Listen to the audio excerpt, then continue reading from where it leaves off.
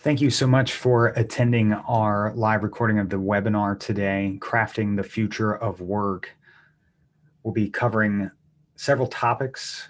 Obviously, we want to give some people some time to come in. We still see some people coming in. This webinar will be available on YouTube as well as emailed out. So sit back, relax, enjoy your lunch, and just take a look at crafting the future of work with us.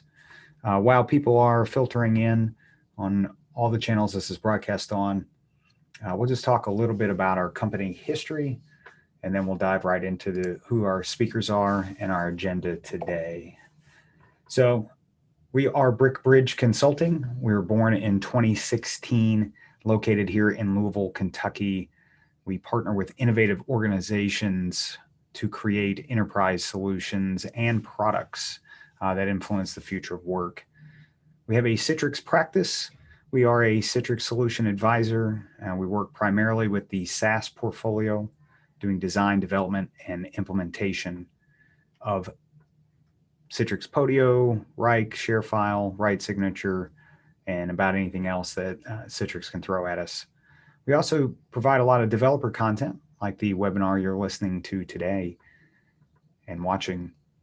We also have our podcast, which covers a range of the SaaS topics for developers and those interested in those SaaS products mentioned, and also DaaS and several other of the virtualization lineups. We are a Arrow reseller distributor partner. You can also catch our podcast, Citrix Developer Solutions. That's on all major podcast networks. A little bit more about our history as a company. We were founded in 2016. We actually started out as a technology consulting firm with Podium. We did a consulting project, and at the end of it, they said, why don't you just do it? So that's how we got into the Podium implementation business, which we used to do exclusively. We moved into a proprietary tool set phase in 2017, end of 2017, that helped continue to fuel our growth. 2019, we were invited to the first Citrix Converge and one most innovative. We have gone on to win back-to-back hackathons, Spring 20, Fall 20, and Spring 21. We work on Workspace, particularly in the R&D side. And we are up to a headcount of 23. So we're a good size organization. So we'll go ahead and get started with our presentation today. Hello. Just keep in mind, hang on all the channels. We'll be selecting and sending out 3 cool Citrix backpacks. Also, what's really cool is your registrations have planted over 500 new trees. And we are going to match that. So we're going to double that. So it's 1,000 new trees planted just because of this webinar. That's 3,500 trees that we're able to add to our trees campaign. That does end tomorrow. It's at treesisters.org. Please donate. I think minimum's like $6. It gets you about 10 trees. Love to have you on there. You can just search for BrickBridge. And we'll also send that link out after this webinar. The backpacks are really nice. Citrix backpacks are pretty famous around the Citrix community. So hang on to the end to make sure we get you into the chance for that. One last thing on the backpack, we'll let the winners know via email at the end of the webinar. All right, let's meet your speakers today. Myself, Gil Roberts, I'm partner director here at BrickBridge Consulting. We're going through the welcome and introduction. I'll be covering some topics about human-centered work. Mr. Elam will join us. He's our lead solutions advisor. He'll be talking about crafting the future work. We'll dive more specifically in the workspace. My piece will be more generalized.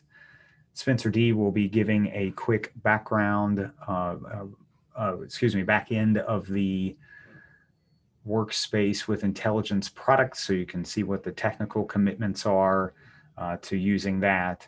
And then Jordan Fleming will be joining us of the Supercharged podcast, Game Changers, smartphone, just man of many hats. Will join the party, and we got 3 great questions for him, 10 minutes. So we'll be able to pick his brain a little bit about what he thinks the connection between Citrix Podio and Workspace is together. So without further ado, I'll jump into my part of the presentation. Again, Gil Roberts, partner and director, MBA in entrepreneurship, CCSP. I'm also microapp certified. I've actually been a Citrix Podio user since 2012, so 9 years of Citrix Podio use. Started as a user and then a builder, so been inside the ecosystem of Citrix for some time. But let's fast forward to the problem in 2021. Part of the issue that we've seen, and I don't think this needs any qualification, which is COVID-19 has really upended a lot of the way that work was happening. However, just our opinion here at BrickBridge, we saw this kind of happening anyway. It was just at a much slower pace, and the year 2020 just accelerated what remote work and just the future of work looks like. And what we tried to focus on, and more so over the last 12 months, is just human-centered work, really coming back to the human beings that are inside the software. We're seeing compounding SaaS. So you got the browser tab problem. How many of us just have a zillion browser tabs going across the top? Got a lot of context switching. You have to use multiple systems to get a single workflow process done. There's remote work in and of itself has been very interesting. Do you trust your reports? I know that's a tough question to ask. Most people are trustworthy. Are they motivated correctly? Might be a better scenario. What does one-on-ones look like right now? How do you handle that personal relationship with your reports or between coworkers or peers?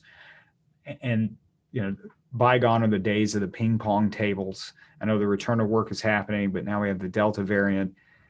What is the morale and well-being of employees look like, and how do you invest in your human capital and actually grow connections and networking, not just outside the company, but inside the company for more efficient work? With the compounding SaaS, the new working environment, and the training investing, it becomes an issue. There's a lot of time, money, emails, support tickets, forgot my passwords, all that kind of stuff that's happening. And let's be honest, a lot of us forget our training within 2 weeks of getting it, let alone 2 years. That system that you only need to do one thing in every once in a while. What happens? First off, you're going to hit that forgot password, and then you're going to fumble around in the system. And I know sometimes it could be just seconds or minutes, but it could hold up a critical process for a lot longer than it should, especially if there's support and other things that are necessary to make that happen. So, the problems that we're facing, compounding SaaS, training investment, and just the situation of remote work, I believe is leading to a lack of creative work. And I'll dive into that next. First, I want to give some examples. So we got a couple personas here and some definitions.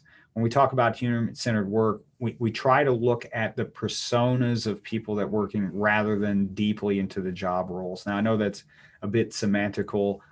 Job roles are still important. That's how a lot of things are set up on. But we really want to look at who is the actual human being doing this work. Maybe not a person, we'll use persons here, but the persona, the type of person, the background, what do they do? Where do they hang out?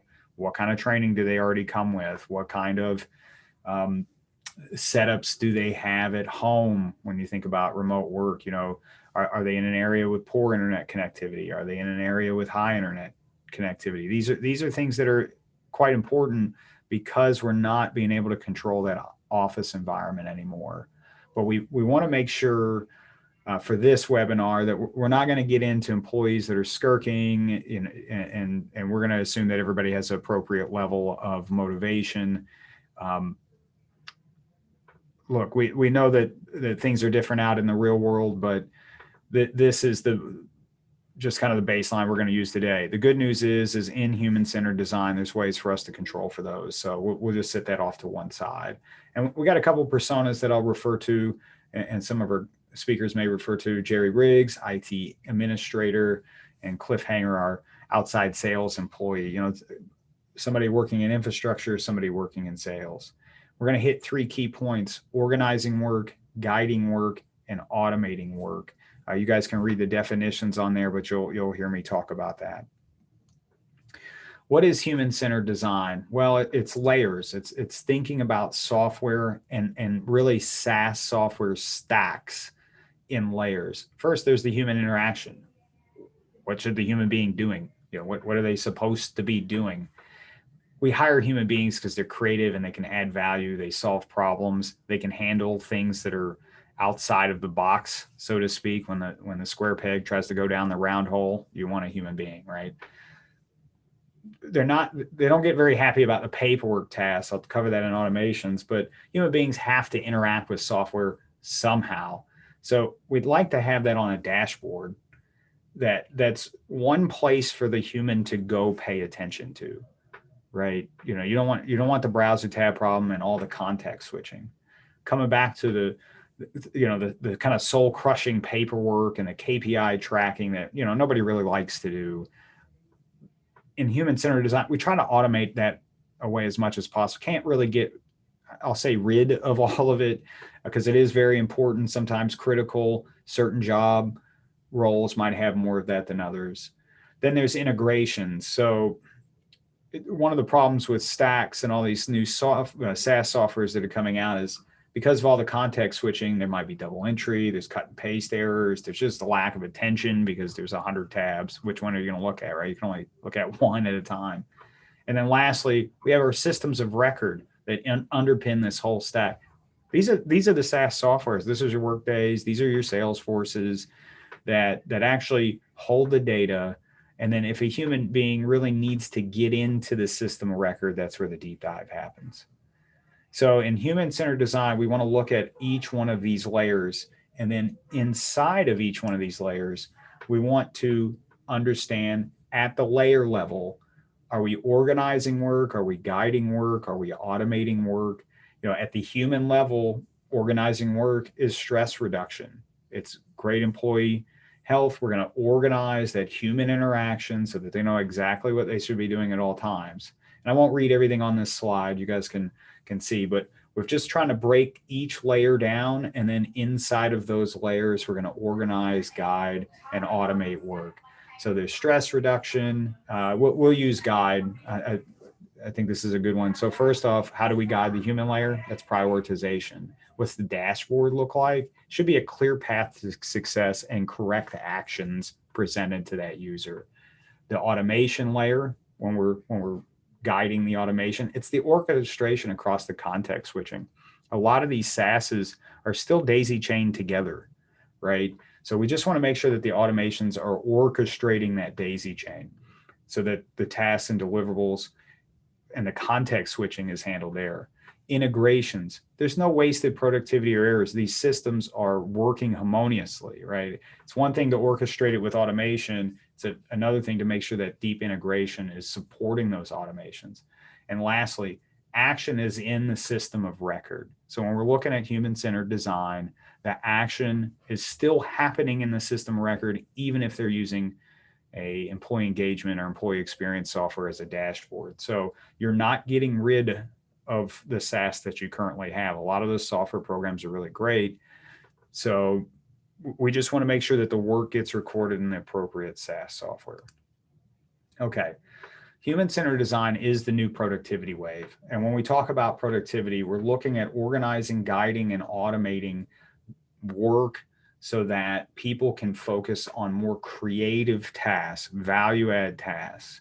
We also want to talk about security, because we're able to control that work environment and it's centered around the human rather than the softwares.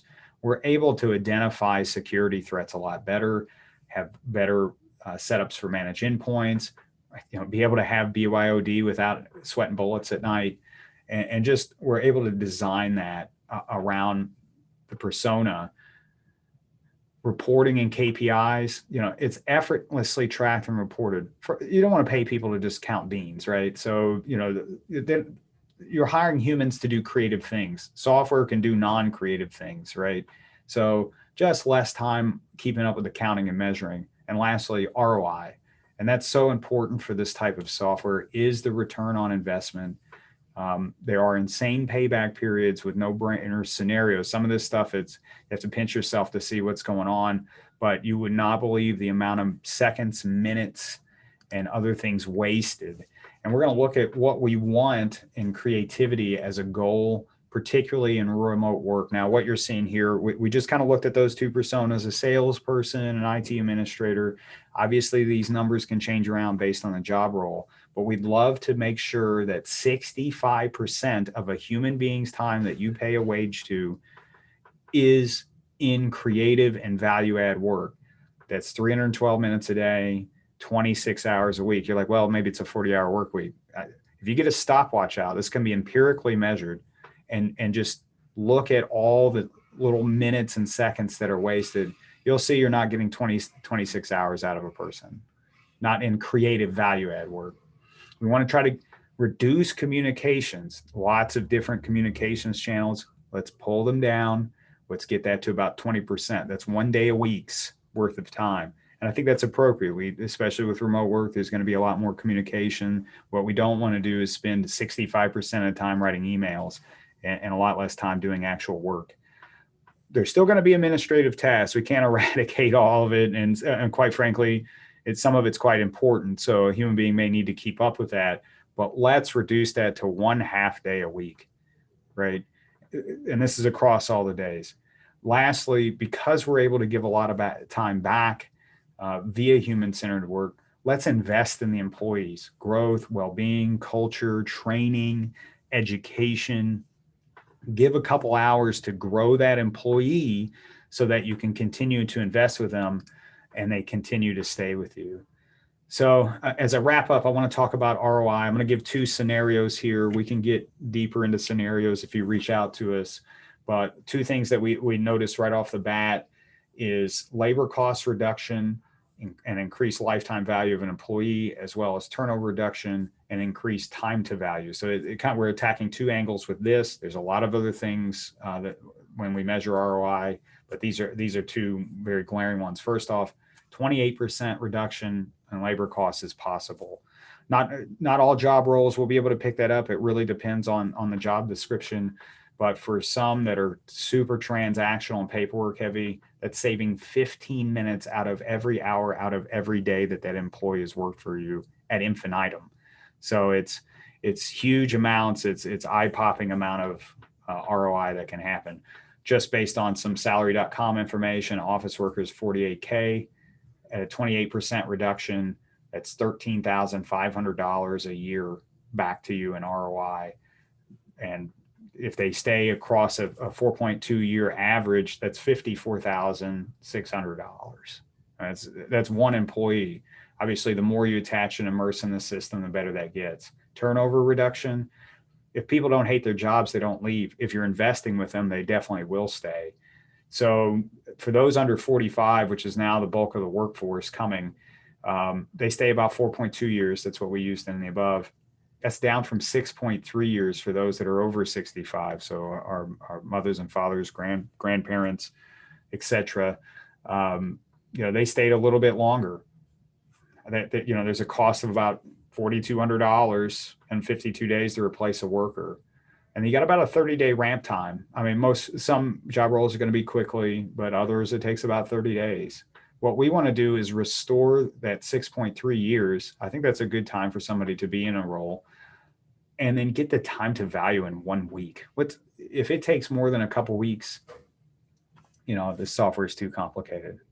Okay, thank you so much for your time. I'm going to turn this over to Alex Edlin, who is our lead solutions advisor. Let me go ahead and get you set up, Alex, and I will operate your slides. So just give me the nod when you are available. Thanks, Gil. Like Gil said, I'm Alex Edlin. I'm the lead solution advisor, computer science degree, CCSP, and micro app certified. Workspace was the first thing I worked on when I got to BrickBridge just over a year ago. So we're going to dive right into it. What is Citrix Workspace with Intelligence? This little blurb right here is straight off of one of Citrix's white papers. It's a single, secure, intelligent work platform that organizes, guides, and automates the most important information that people need. So what does that mean? It's very technically accurate on what it is, but what it really is they have taken one of the most engaging pieces of software or framework over the last couple of decades in the social media feed, and they have expounded it upon business applications. So if you think about scrolling through Twitter or Instagram for 10 minutes and the amount of information that is brought to you in those 10 minutes, if you had to go out to all the different news outlets, sports media outlets, your friends and family's personal blogs and websites to attain all that information, it would take you hours. And that is the exact idea that Citrix brought to Workspace with Intelligence.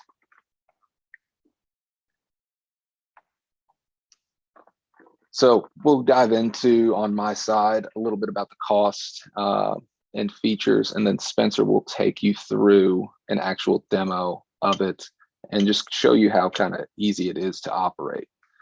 So with Workspace, you're looking at a retail pricing of a premium tier for about $30 per month per user for under 100 users. Coupling that with something like Podium and any of the other SaaS softwares, you're looking at a very reasonable monthly user price. In addition to the Workspace with Intelligence, you can add natively virtual desktops, any other application licensing that will play very nicely with Workspace and bring all of that business applications for your employees or users into one location for them to easily navigate their tasks. This combination of Workspace and Podium is about half the price of a retail Salesforce premium seat. So you can see where that would be extremely beneficial for something like a CRM system to be able to have your sales teams run through at a fraction of the cost with all the advanced features that Workspace has to offer. So it's a very, Workspace has a very streamlined implementation process. So this is the kind of the 5-step process. The design is pretty straightforward. You have a wireframe or a framework with Workspace, and you go through basically what kind of applications you're using, what SaaS products you have, what you want that user or employee experience to look like, and then you go through and lay that out, map that out with the connections. And Spencer will take you through some of what that looks like on the back end.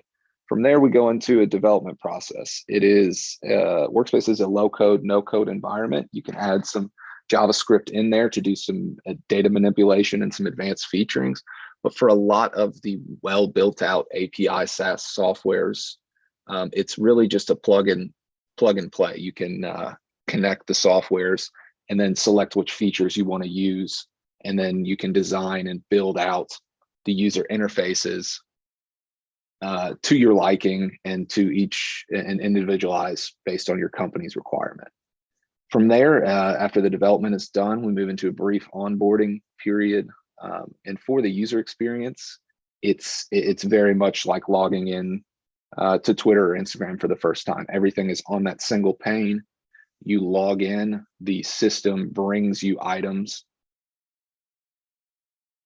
to your feed based on tasks assigned to you, time frame, or the intelligent processing will learn your routines and your daily habits and bring you the tasks in that manner based on your experience with the system. From there, we iterate it, we tweak it, make some changes as needed to some of the triggering notifications, and then you're looking at very quick return on investment, like Gil said. So how can we be of help? So we are like Gil said, a Citrix solution advisor. So we can, through our partnership with Arrow and Citrix, we can assist in the licensing of any of these SaaS products, including Workspace, any of the virtual apps and desktops, that may be beneficial to add into Workspace, as well as any of the advanced development and hosting through AWS Azure. And then we also can do the implementation, the design, and the builds. We can tie in any third-party softwares that may not be natively integrated to Workspace using full custom-coded API integrations. As long as it has a nice REST API, it's very quick to integrate into the platform. And then with the new advanced scripting features, it is still doable with any other sort of API documentation. Any legacy systems, older systems that are unique to an individual company can now be, that data can be manipulated through that scripting process to still allow usability. So now let's get down to brass tacks. Let's talk about kind of the minimum budgets required to get off the ground with some of these things. So generally, with Workspace, a typical minimum budget is around $3,500 to get up and running on a small scale.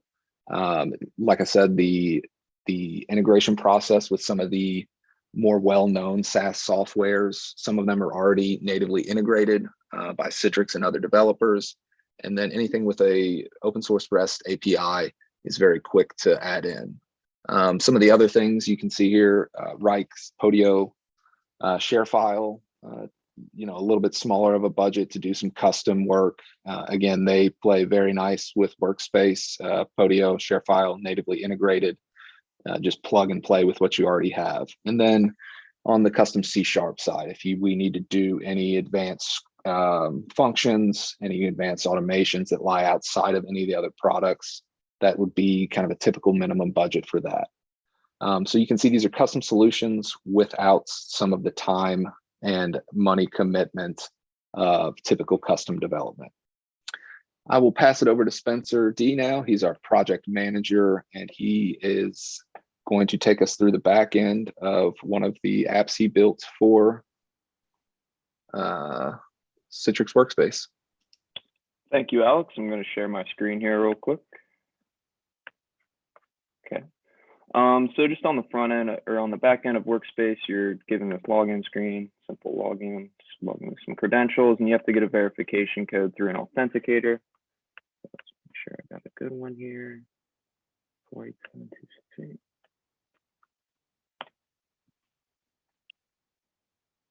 And then there's several different cloud environments that you can develop from here. We just have our simple BrickBridge consulting one. And then we're going to go into our micro apps. And then here you'll be able to see all the different integrations that we've built over the last couple months.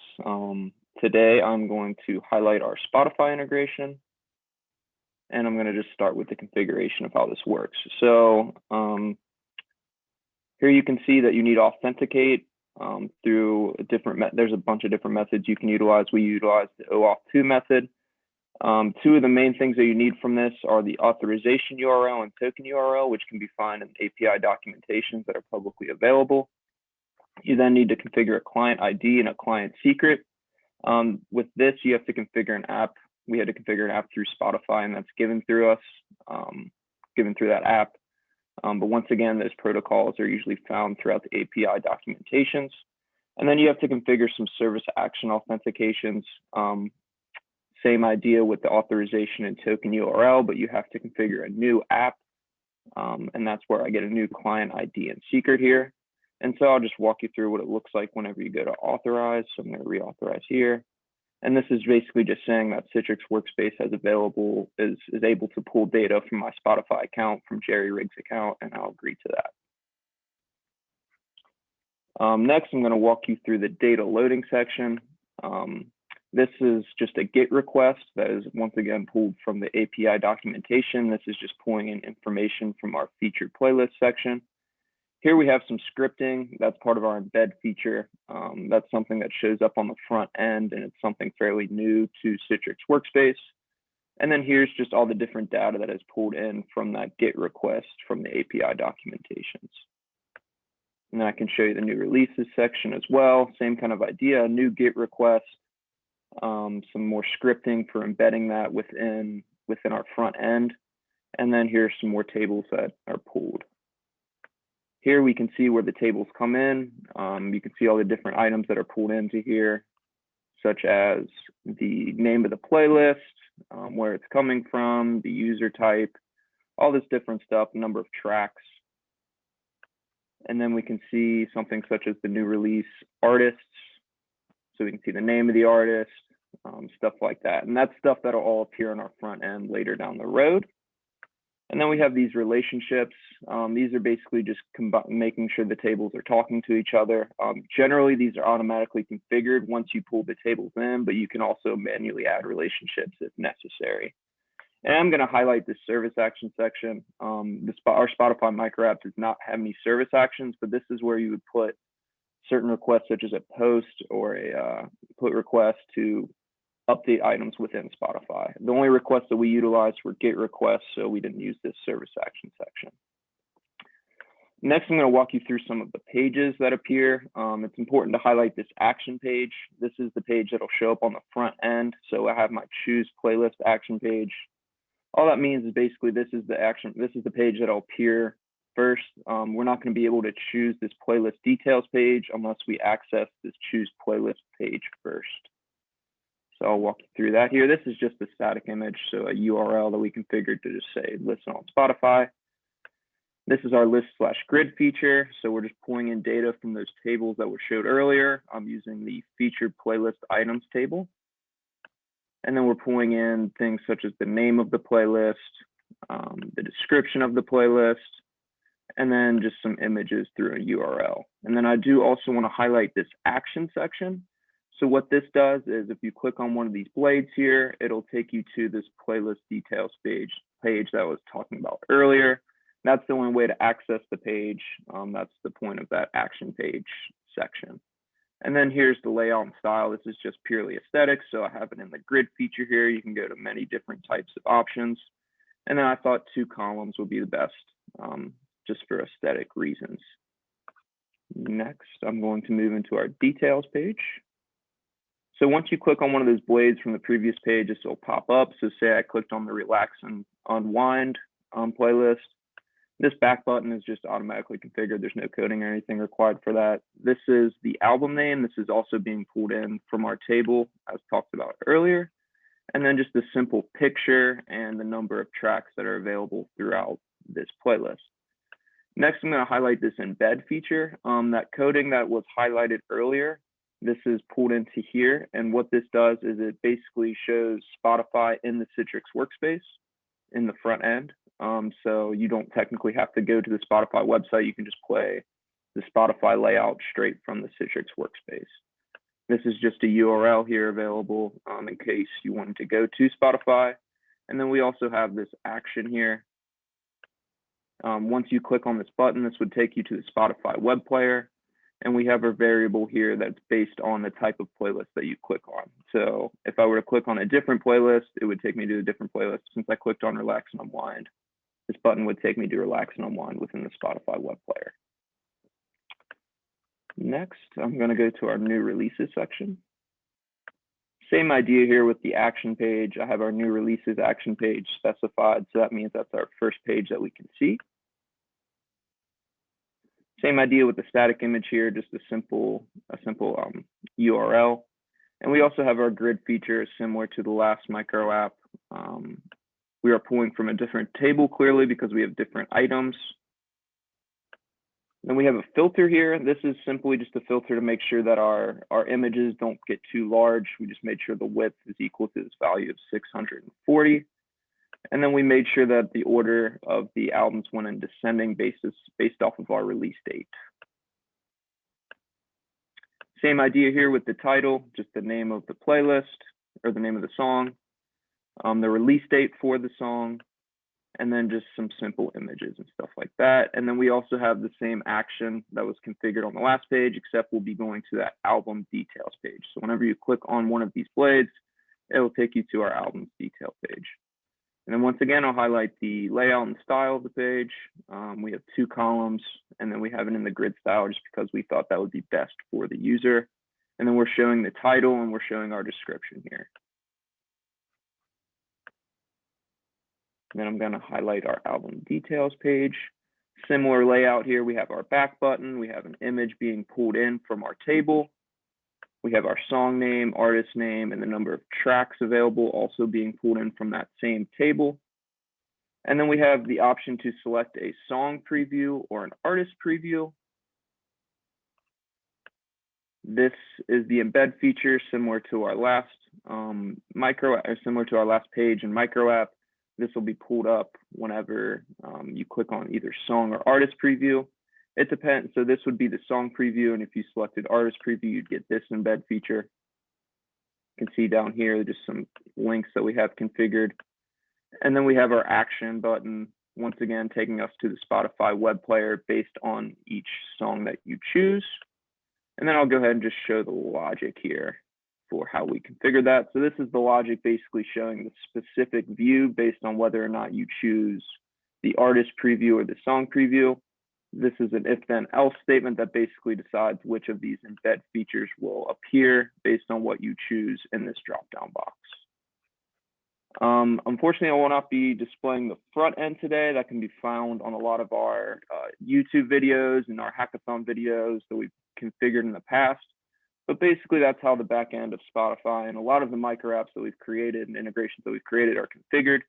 A lot of it is just a lot of information such as requests being pulled from public API documentation. So that's all I have for you guys today. Thank you, Spencer. Let me go ahead and get us set up on the screen share. And as we welcome in Jordan Fleming, let me go ahead and get you unmuted there, Jordan. Jordan, can you talk with us? I can. Okay, excellent. Well, Jordan, I have to ask, I didn't realize you were a doctor.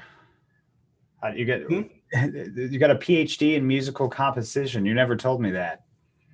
Well, that's because I didn't actually finish my PhD. So. Oh, okay. Well, that was a little misleading, but that's okay because you are a wonderful podcast host and the general life of the party. People probably saw down at the bottom here, I've had some fun stuff. Your about section on LinkedIn is probably the best I've seen in quite some time. I don't know how you came up with that, but it's pretty good. So definitely roll over to Jordan Fleming on LinkedIn and hit him with a friend request and take a look at that about section. It's pretty good. So what we're going to do, we're going to take about 10 minutes. We're going to do 3 questions, 10 minutes, and just kind of get your quick shots on 3 questions. I did prep you ahead of time, so we're going to just dive right into it. I do want to highlight a couple more things about Jordan for those that have been under a rock, don't know who he is. Co-founder in Smartphone, which is accelerating heavily. Very proud of that. Started out with Podium. I know it's expanding. Supercharged podcast available on all the podcast services. Make sure you give him a subscribe. Wonderful content. I love your guests over there. You do a lot of industry guests. On our podcast, we tend to be a little bit more towards the technical developer side. You have a lot of that use case scenario. It's 2 great podcasts that play off each other really well. Started out in Game Changers and then also collaborator with the International Podium Developer Meetup. For the sake of time, we'll just dive right into it. This is the end of the webinar, so feel free to hang on. We might go a couple minutes over, but we're just gonna talk about joining the party of Podium and Citrix Workspace. And I'm just gonna throw question 1 at you, Jordan. How do you envision the future of work for humans based on the trends in technology? Is there an existential problem kind of hanging out in the wings for knowledge workers and other related fields? In 3 minutes. Yeah, quick shots. I know. I tried to think of some hard ones, and then I got to compress you in time just to give you the seriously. Those are big questions. I mean, I think we go through swings and roundabouts. I think the pendulum swings, and you see this very specifically in the way that SaaS and this ties into Workspace really well. The way that SaaS software, online web software has evolved.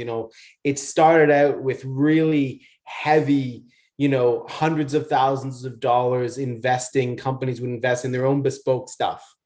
And then it swung as the SaaS revolution sort of happened, and all these little and big platforms came up, and it suddenly became possible to just pay a monthly fee, which was reasonable, to action and activate software that you used to have to spend thousands and thousands and thousands for to make it custom. And then it's sort of been swinging back in the middle, and Podium and Workspace do that really well, because what this side, one side, it was too expensive, clunky, couldn't change, couldn't be updated, and only 5 companies could afford it. The other side, there was noise. There was 50 programs, and you ended up having people jump up and down and around, and I have to go over here in this program to do this thing, and my job becomes dispersed. When we get down towards the middle, which is, I think, where we're going to continue to go for a while, it's about consolidating. Let the right tools do the job, but consolidate the experience, because ultimately, what ended up happening when we start to granularize into 15 different pieces of software, people started to lose time instead of gain it, because they had to jump around, they had to learn all these things. And as we've kind of pointed out before, you would often have to learn this thing for something you do once a month. So what am I doing here? And I think that's really, it's about the next wave is the concentration now is on efficiency of making all these things work, and finding that way, that middle ground where people can be able to use the right tools in the right ways at the right times. I think it's so cool with the SaaS side, and I totally agree with your assessment. A lot of these SaaS softwares are really great at what they are designed for. They've really invested in that task, in the user experience, for that one piece of what they solve. They solve the problem really well. But there's a whole bunch of these tools that you have to jump around, and you get that browser tab problem, right? And it's becoming more and more real, because it's more and more fractured and splintered across all these SaaS softwares. Okay, question 2. Where do you think the biggest revenue increase that sales professionals, I want to bring it back to a cliffhanger here, when they're applying human-centered design around tech stacks that sales professionals use? And I'd like you to kind of bring in smartphone to that. So where do you think these revenue increase? We talked about cost decreases, turnover reduction, labor rates. How about revenue increases? Because that's also fun too. Yeah, I mean, from a sales perspective, technology is a blessing and a curse. I think if any of us have LinkedIn, you all have experienced the scourge of 400 people sending you direct messages and contact requests. And then if you happen to accept one, you would immediately get some, pitch that's pre-programmed, pre-scheduled, and pre-done, and you click delete. Right? The technology is not only needs to be human-centered, but so does the sales perspective and sales experience. So technology can essentially, the way I see it is, using the correct technology on the sales funnel and in the sales journey means that you can accelerate the bits that can be accelerated with technology and narrow down the bits where the human gets involved, right? So the faster you can get someone into the right position to close a sale or warm someone up or whatever that is, and weed things out, there's a lot that technology can do there. And so you've got not only a human-centered design on technology, but allowing you then to leverage that to make a human-centered approach to sales. That's what I think. I love that. I'll go back to your pendulum analysis. There was a lot of relational sales back in the day with the old telephone calls and writing somebody an actual letter as a part of the sales. I know that's decades removed. Now we've swung to where I used to send beer. Send beer. That probably works really well still. But those messages, automated email, text, LinkedIn, wherever, they're just everywhere. I'm tired of website design ads and car warranty stuff, right? Like it's over the top. what the way that we see it at BrickBridge is by being able to take off some of the burden that salespeople have to do, because a lot of management wants to know metrics around sales is super important. They're able to actually pick up a telephone and attempt to get a human being to talk to another human being, right? And establish a relationship. Critical in B2B sales.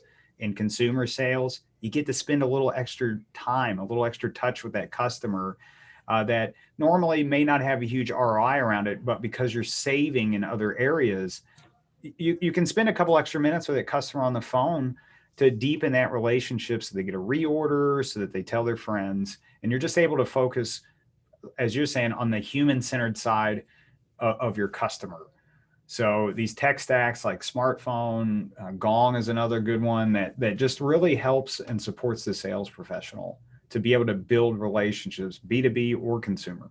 Okay, last question. What are your thoughts and then advice for those veterans in the Citrix Podio developer ecosystem around Citrix's increased commitment to SaaS offerings and expansions? That's a harder one. I mean, I think it's about, for me, you know, I used to have a mantra that we stuck on the wall, in essence, in Game Changers, was all roads lead to Podium. We had Andrew Cranston, who's the new CEO of Game Changers. He used to stick that on a post-it note on his monitor as a little jokey reminder that everything, you know, it's all Podium. But the truth is, of course, it's not all Podium. And I'm a lover of Podio. I mean, I've been in Podio for a long time, and I've built hundreds and hundreds of systems there. But there, you know, Podio is what is always going to be the best, or I hope it's always going to be the best hub to the spoke. Whether that set of spokes are departments and people inside a Podio ecosystem, or whether that hub and spoke model is allowing other bits of technology to do what they do really well, and let Podio, you know, kind of drive a lot of workflow in the middle. And that dovetails, to me, I can't speak to the right bit from Citrix, because I just can't speak to that one yet. But from a Workspace perspective, I do see that coming in and making sense, because essentially you're allowing everything to do its best bit and centralizing the experience. And so, you know, from a Podio perspective, you know, well, it's sometimes, you know, we want to do things in Podio because that's what we do and that's what we breathe and that's what we know. You know, an obvious example is like an accounting system. You would be mad to try and replicate QuickBooks Online in Podio.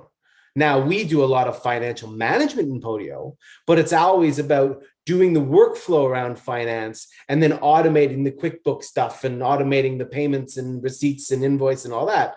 You would be mad to do otherwise, right? You'd be mad to try and replicate tax information in Podio. It would be insane. So I look at it as Podio has amazing capabilities, but it's not the only thing out there.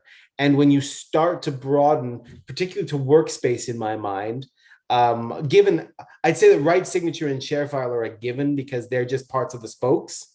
But Podio and Workspace are parts of this kind of hub where you're connecting, bringing, and aggregating information and users and being able to position things correctly in the right way. So whether that's bringing QuickBooks Online in or some other SaaS system so the data flows through, or whether that is you know, having your workflow that only needs to happen once a month showing up in Workspace.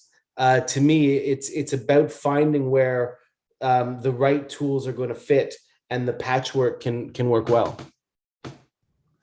Beautifully said.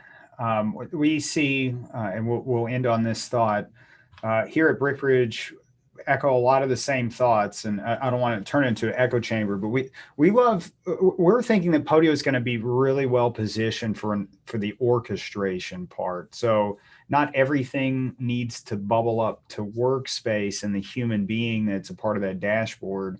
you can almost have like an assistant, and that's Podio, where you have a system of record that watches other systems of record and may be able to fend off some of these more boring or accessory tasks, or do a lot of KPI tracking. So you almost have this layered system to where you have systems of record that either need to reach the human being directly, or systems of record that need to report up to another system of record. Podio can catch those and then work amongst the system of records, and then pull the human being into the process when they need to do something creative or problem solving, or there's an exception in the process, and those corner cases that we tend to round off the corners. When something hits that corner case territory, go, okay, we need to get a human being in here, and we can draw them in. And I think Citrix is doing a great job at aligning some of this stuff. Agreed also that you don't want to try to make every system of record every other system of record, right? Like there's plenty of things that these SaaS softwares do really well, and it's a huge advantage for people to take designs to these SaaS softwares. But we don't want to fracture the experience. We're kind of coming full circle. We don't want to fracture that user experience out too much, because, as you said, Jordan, you could spend all day chasing your work around and all the tabs, and why not just have that work come to you when you or your role or your employee needs to pay attention to that and do something creative.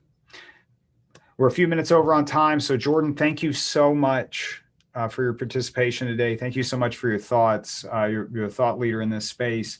For all our webinar guests, please, at minimum, subscribe to his podcast. Definitely go take a look at smartphone.io. It's a beautiful phone system. We're a bit of homers. We love it. We use it. And there's obviously wonderful services with Andrew and his group, Game Changers, and be on the lookout for the next International Podio Developer Meetup.